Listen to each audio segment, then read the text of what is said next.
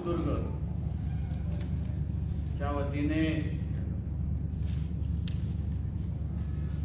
मोदी सरकारचे 9 वर्ष या बाबतीमध्ये माहिती देण्यासाठी ही पत्रकार परिषद आयोजित केलेली आहे। या पत्रकार परिषदेसाठी उपस्थित असलेले भारतीय जनता पक्षाचे नेते माजी खासदार सन्माननीय निलेश राणे साहेब, भारतीय जनता पक्षाच्या हे जिल्हा प्रदेशचे उपाध्यक्ष सन्माननीय अतुल काशीकरजी, महिला मोर्चाच्या जिल्ह्याच्या अध्यक्षा देसे मॅडम, भारतीय जनता पक्षाचे संघटन मंत्री आमचे प्रभाकर सावंतजी, आमचे मिलिंद मिस्त्रीजी, आमचे आनंद शिरवळकरजी, आमचे मनोज रावराणेजी, उपस्थित असलेले सर्व पत्रकार मित्र, आजची पत्रकार परिषद 2014 ते 2023 पर्यंत आपल्या भारताने जो एक सुवर्ण काळ सन्माननीय मोदी साहेबांच्या नेतृत्वाखाली महासत्तेच्या दिशेने जी काही घोडदौड सुरू ठेवलेली आहे त्या बाबतीची माहिती भारतीय जनता पक्ष सिंधुदुर्ग म्हणून आम्ही आपल्या समोर मांडणार आहोत। आपल्या देशाने या 9 वर्षामध्ये प्रगतीच्या दिशेने, गरीब कल्याणच्या दिशेने आणि समाजाच्या शेवटच्या व्यक्तीपर्यंत विकास पोहोचवण्याची जे काही एक प्रवास सन्माननीय मोदी साहेबांच्या नेतृत्वाखाली चालू ठेवलेला आहे। आपल्या भारताची प्रतिमा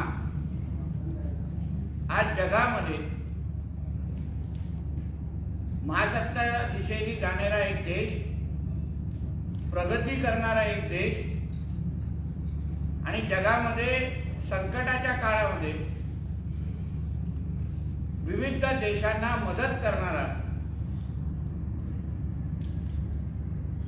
आणि वाढणारी अर्थव्यवस्था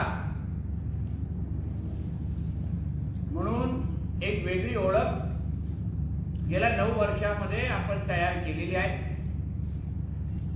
आपल्याला माहितीच असेल की 2014च्या अगोदर काँग्रेसच्या कालावधीमध्ये आपल्या देशाची जगामध्ये एक वेगळी प्रतिमा होती। टप्प्याटप्प्यावर होणारा भ्रष्टाचार आणि भ्रष्टाचाराने बरबटलेलं आमचं केंद्र सरकार, अशी ओळख भारताची 2014च्या अगोदर होती।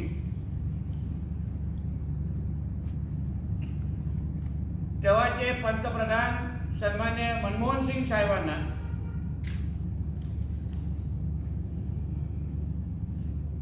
स्वतःहून कुठला निर्णय घेण्याची पण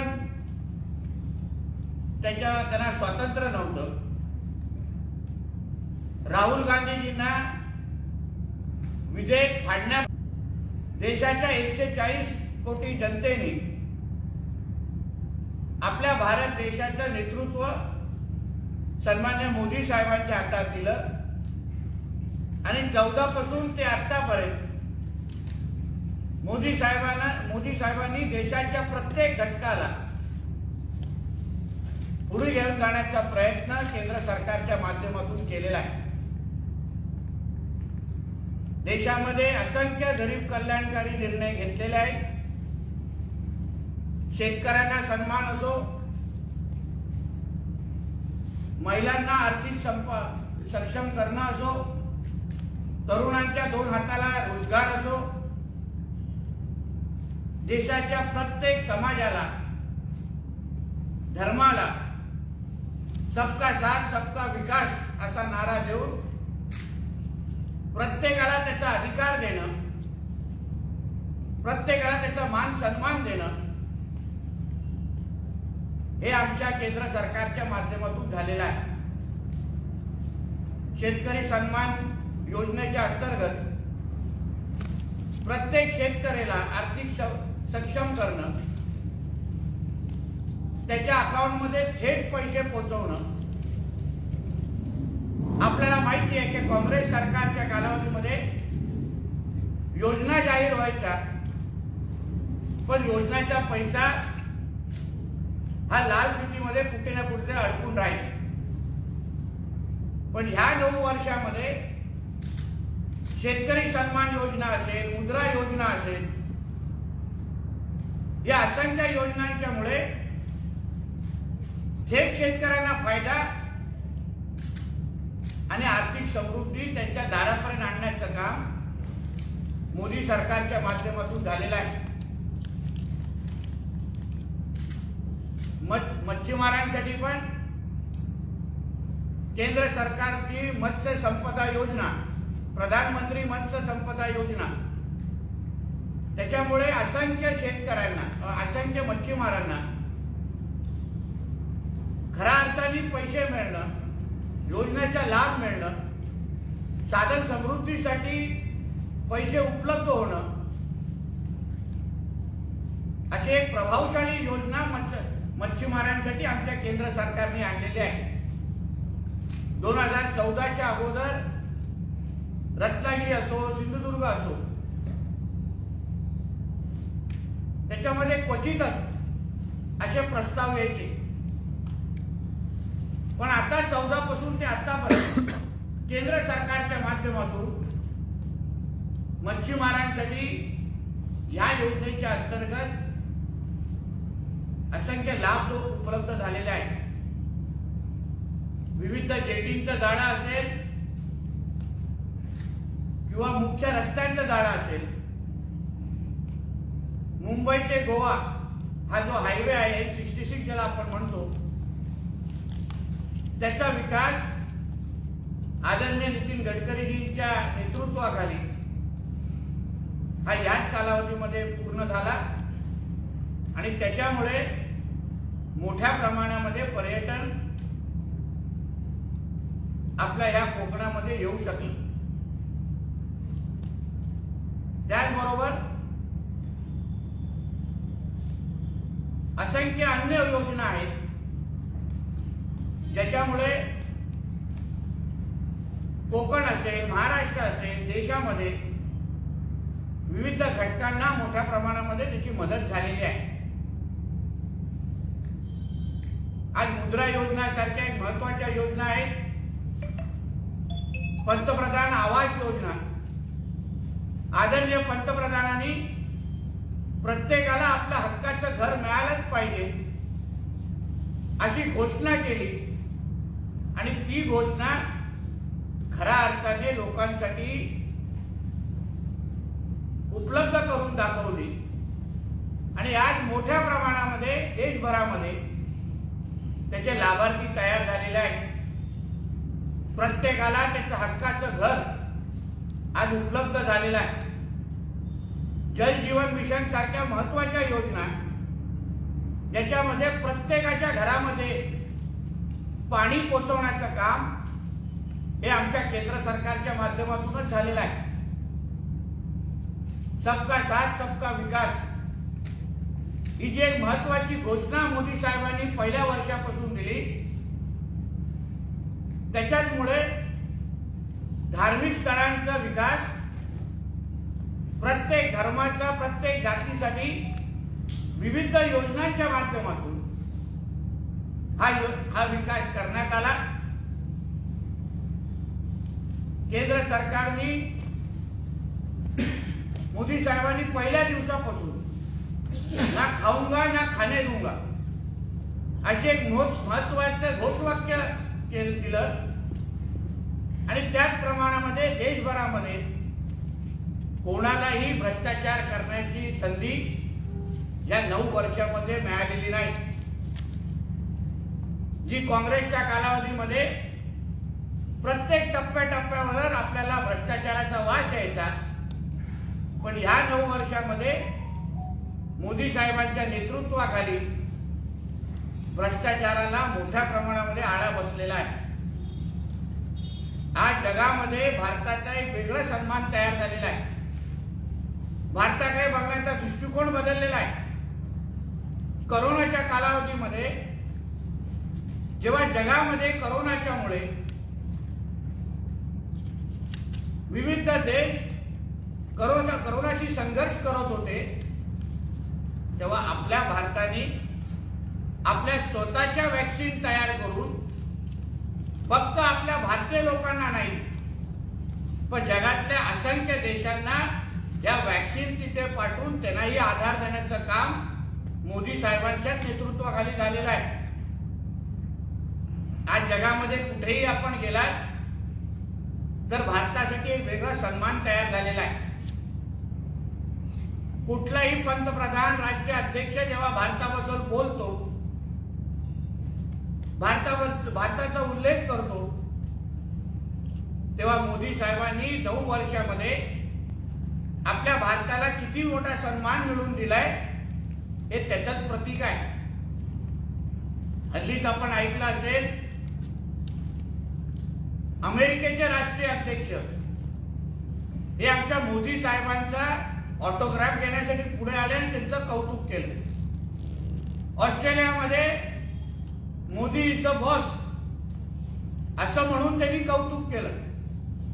अन्य देशाचे पंतप्रधान, राष्ट्रपती तेही आपल्या मोदी साहेबांना किती सन्मान देतात हेही आपण सगळ्या जणांनी पाहिलं असेल.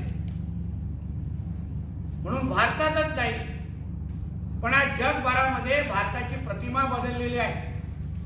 युक्रेन आणि रशियामध्ये जो काही युद्ध सुरू आहे त्याचा तोडगा फक्त नरेंद्र मोदी साहेबच करू शकतात, असा एक संदेश जगामध्ये आपल्या सगळ्यांना ऐकायला मिळतोय.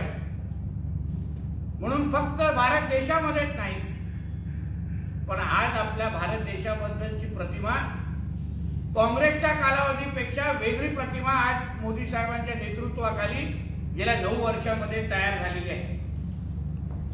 म्हणून या 9 वर्षामध्ये भारताला खऱ्या अर्थाने महासत्ताकडे घेऊन जाण्याचं काम मोदी साहेबांच्या नेतृत्वाखाली सुरू आहे.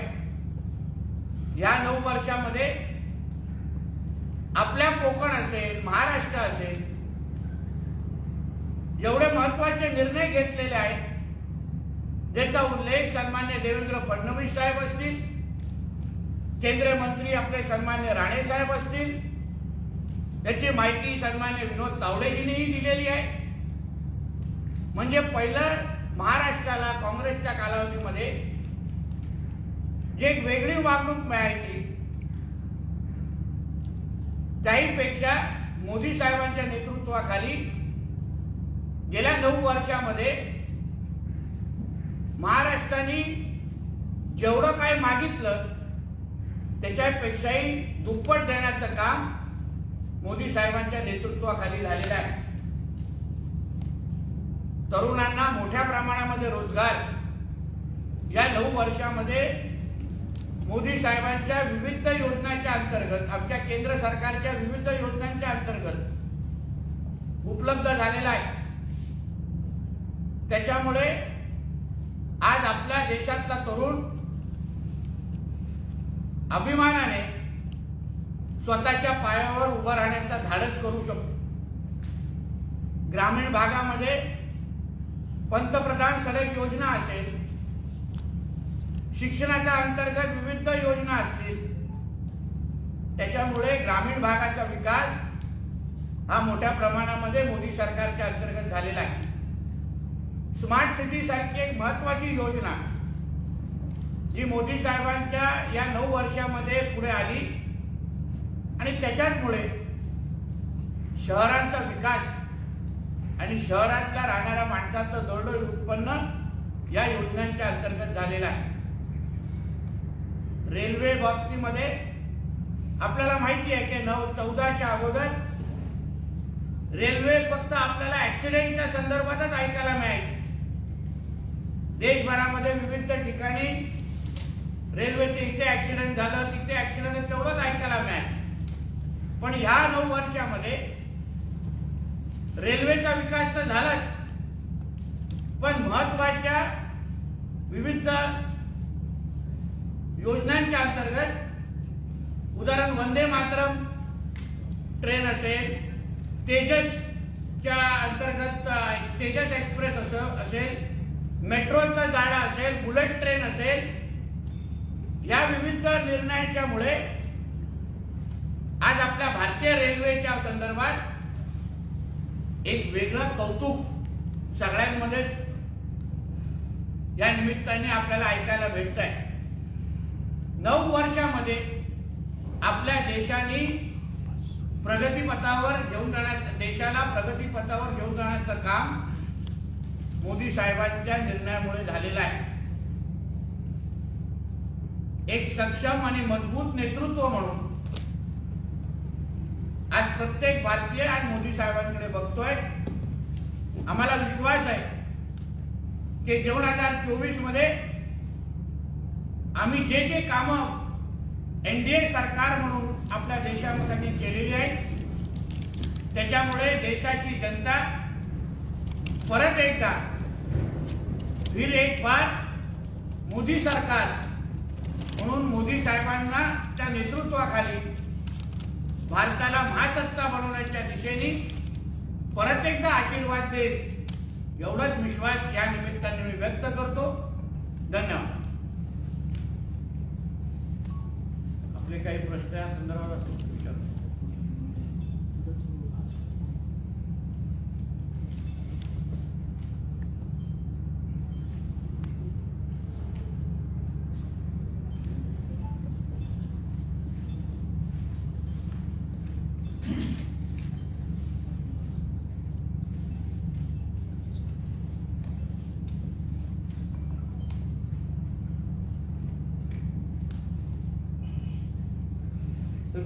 भाजपला घेरण्यासाठी 2024ला घेरण्यासाठी 19 विरोधी पक्ष एकत्र आलेले आहेत आणि वेगवेगळ्या स्ट्रॅटेजी वापरत आहेत। याचा कितपत प्रभाव पडेल असं वाटतं?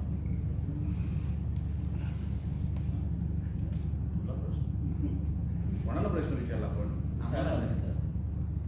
नाही, शेवटी आम्ही आमच्या कामाच्या जोरावर लोकांच्या समोर जाणार आहोत।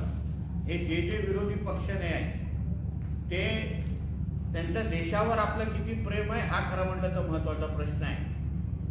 मोदी साहेबांनी केलेली कामाची तुलना हे स्वतः करू शकत नाही, स्पर्धा करू शकत नाही आणि ह्याच्यामुळे फक्त मोदी द्वेषामुळे हे सगळे एकत्र आले असल्यामुळे मला विश्वास आहे की 2024ला देशाची जनतेला ह्याचे खरे चेहरे माहिती असल्यामुळे मोदी साहेबांना ते परत निवडणार आहे। कर्नाटक पक्ष तुम्ही म्हणताय ना, हे संध्याकाळी बसणारे पक्ष आहे, यांचा सकाळी काय फायदा नसतो म्हणून त्यांना जास्त महत्व देऊ नका। बघा, शरद पवार साहेबांनी आत्तापासून नाही, मला असं वाटतं काँग्रेसमध्ये जेव्हा काँग्रेसचं सरकार होतं, तुम्हाला आठवत असेल, मी खासदार होतो, पवार साहेब कोणाचंही सरकार असू दे एक तिसरी आघाडी व्हावी म्हणून ते प्रयत्न करत असतात। आजपर्यंत अस्तित्वात आली का? ती येणार सुद्धा नाही आणि ते कदाचित स्वतःच येऊ देणार नाही। ते फक्त एक उभं करतात काहीतरी दाखवण्यासाठी। ते काँग्रेसमध्ये मंत्री असताना सुद्धा, म्हणजे जेव्हा काँग्रेसचं सरकार होतं ते मंत्री असताना सुद्धा मला वाटतं ॲग्रिकल्चर खातं त्यांच्याकडे होतं, तेव्हाही ते मिटिंगा घ्यायची। आमच्याकडे आज 8 पक्ष आहेत, 11 पक्ष आहेत, नंतर ते पक्ष कुठे जातात हे पवार साहेबांना पण माहीत नसतं। म्हणून हा प्रयोग आहे, हा कधी यशस्वी होत नाही। अनेक वर्षांपासून हा प्रयोग चालत आलेला आहे, गांभीर्याने घेऊ नका, लक्षात घ्या। त्यांचं अस्तित्व गेलेलं आहे। मी मागेही म्हटलं, मोदी साहेब आल्यामुळे यांचं अस्तित्व राहिलं नाही। कोण 5 वर राहिले, कोण 10 वर राहिले, यांचं अस्तित्व राहिलं नाही ना, म्हणून कुठेतरी आम्ही पण जिवंत आहोत हा दाखवण्याचा प्रयोग आहे, देशासाठी नाही। आपण म्हणतात हा एक प्रयोग आहे, गांभीर्याने घेऊ नका। कर्नाटकमध्ये भाजपने मला वाटतं तसंच केलं, गांभीर्याने घेतलं नाही म्हणून रिझल्ट असे लागले। बघा, कर्नाटकाचा विषय आणि तुम्ही केंद्राचा विषय तुम्ही मिक्स करू नका। तिथे स्टेट गव्हर्नमेंट होतं। तुम्ही मला प्रश्न विचारताना केंद्रीय मुवमेंट विचारली, केंद्राची निवडणूक आणि स्टेटची निवडणूक याच्यामध्ये फरक आहे। कर्नाटकामध्ये जे घडलं त्याची कारणं समोर आहे, ते तिकडचे स्थानिक नेते बोलायला ते सक्षम आहेत। केंद्रामध्ये जेव्हा प्रयोग होतो तेव्हा तो कधी यशस्वी होत नाही, लक्षात घ्या। आणि झाला तरी मोदी साहेबांच्या एवढ्या मोठ्या इमेज पुढे, केलेल्या कामापुढे हे फक्त पत्रकार परिषदेपुरतं नाही, ग्रामीण भागात जर तुम्ही कॅमेरा घेऊन गेलात तुम्हालाही लक्षात येईल प्रभाव हा मोदी साहेबांचा गावागावात आहे. इतर कुठल्याही विरोधी पक्षाचा नेत्याचा नाही. चर्चा आहे का मोदी साहेबांसमोर कोण? राहुल गांधी असू शकत नाही, तो स्वतः बेलवर बाहेर आहे. मग कोण? अहो देशाला सांभाळणं काही सोपं नाही. आज काश्मीरमध्ये बघा, कधी झेंडा लागला होता का हो भारताचा? दंगली झाल्या काय झेंडा लागल्यानंतर? 370 कलम रद्द झाला. काय झालं? एक तरी दंगल झाली का? देशाला सांभाळणारा कोणतरी नेता लागतो. पवार साहेब असतील, नितीश कुमार असेल, ममता बॅनर्जी असतील, हे किरकोळ त्या राज्याचे नेते आहेत. त्या पलीकडे अहो पवार साहेबांना कधी खासदार 20चा आकडा कधी दिसला नाही. ते देशाचे नेते होऊ शकतात का? म्हणून नाही ती स्पर्धा करू नका. माझं म्हणणं आहे स्टेटचा विषय तो स्टेटकडे राहू द्या. त्याच्या जो काही विषय ते स्टेटचे नेते बघते. पण केंद्राचा जेव्हा विषय होतो तेव्हा आम्ही मोदी साहेबांकडे होतो आणि मोदी साहेबच रिझल्ट देऊ शकतात. हे आता देशाला कळलं असल्यामुळे तुम्हाला मतदानाचा फरक कळेलच. सर, महासंपर्क जनसंपर्क अभियान आजपासून भारतात सुरू होत असताना केंद्राच्या बाबतीत संजय राऊतांनी असं म्हटलं या सरकारने जनतेला खूप त्रास दिला, त्यामुळे 2024 मध्ये सरकार नसेल असा त्यांनी दावा केला. त्यांच्या दाव्याला किती महत्व द्यायचं हे तुम्हीच विचार करायला हवा. कारण ते मुळामध्ये ते कोणाचे आहेत हे त्यांना स्वतःला माहीत नसल्यामुळे त्यांच्या दाव्यालाही अर्थ राहत नाही. कारण का ते स्वतः कधी जनतेमध्ये कधी निवडून येत नाही. जनतेला काय हवंय हे त्यांना माहीत नाही. मुळामध्ये त्यांना उद्धव ठाकरेंना पण काय हवंय हे तरी माहिती आहे का हा प्रश्न आहे. म्हणून संजय राऊतांचा दावा हा त्यांचं फक्त दुकान चालवण्यापुरताच आहे. कारण का 14 एवढ्या वर्ष ते मोदी साहेबांबरोबर किंवा भारतीय जनता पक्षाबरोबरच ते होते, तेव्हा मोदी साहेब भारतीय जनता पक्ष त्यांना भरपूर आवडायचा. सगळ्या पद्धतीने मुद्दे पटायचे, विचारधारा पण एक होती.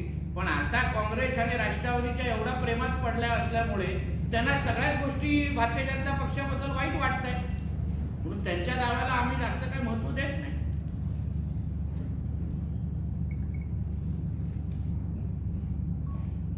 देशभरात समृद्धी महामार्ग अगदी विक्रमी वेळात पूर्ण होत आहेत. विशेषतः गिनीज बुकमध्ये पण त्याचं नाव आलेलं आहे. परंतु मुंबई गोवा मात्र रखडला अनेक वर्ष.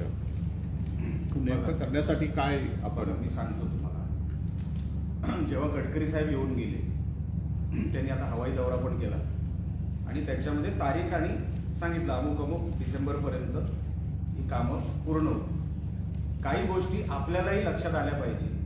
आपला टप्पा पूर्ण झाला, रत्नागिरीचा टप्पा कोणामुळे रखडला ह्याचा आढावा घ्या.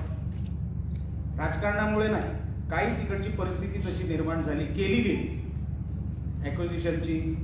मग त्याच्यामध्ये ॲक्विजिशनला एकदा वेळ लागला की पैसे दुसरीकडे डायव्हर्ट झाले म्हणून काही ठिकाणी तो विषय रखडला.